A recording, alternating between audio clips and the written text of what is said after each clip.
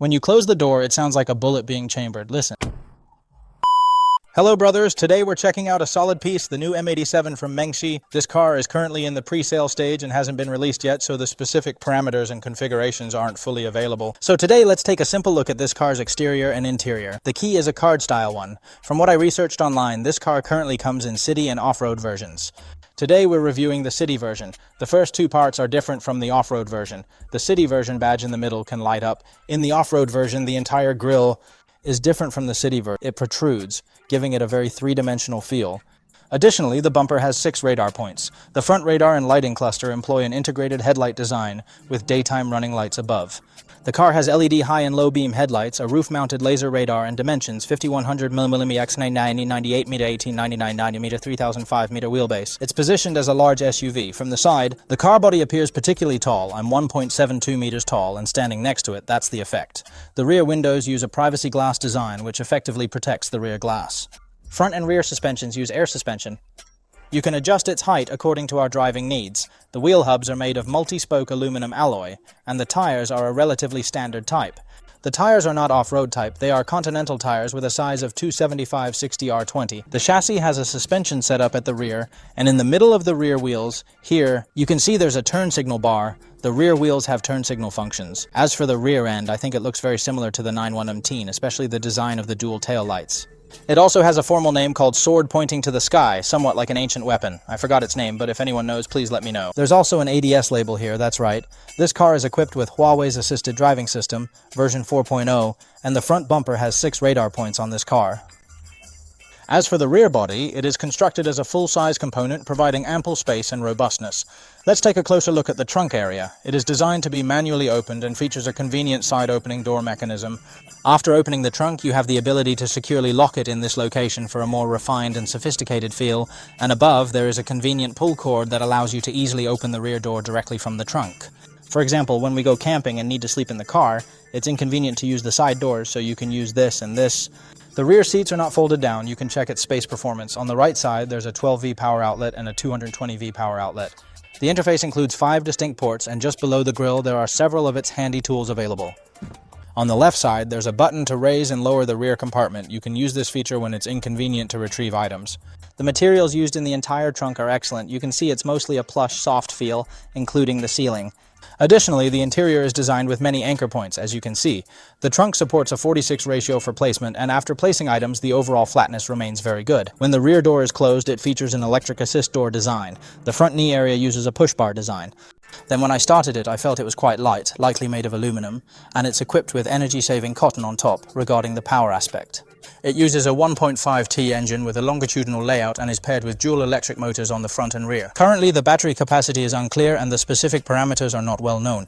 We will have to wait until the subsequent launch to find out. Also, this model uses windshield washer fluid. On the rear side of the driver's seat is the fuel fill port labeled for 92-octane gasoline. On the rear side of the front passenger seat is the charging port, which supports both fast and slow charging. The door handles use the most popular mechanical door handles. The side mirrors are equipped with locking and automatic folding functions and also have vehicle approach alert features.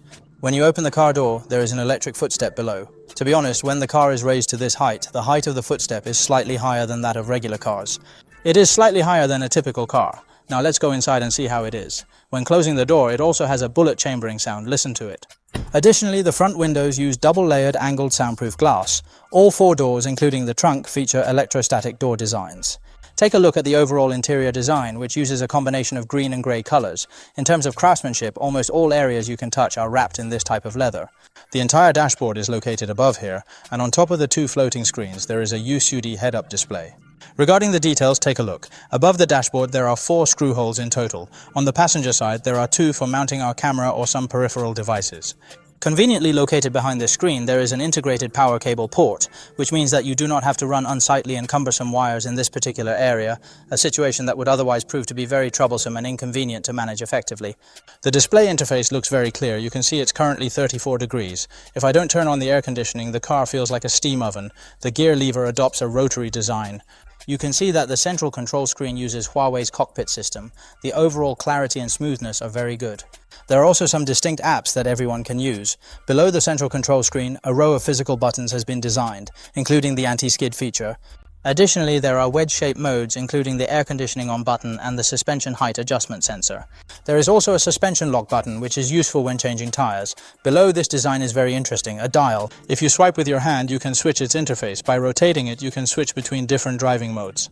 Below this area, you will find a single pedal mode, a row-by-row mode, a vibration environment feature, and 2 designated places to securely place your phone. All feature a 50W wireless charging and cooling function.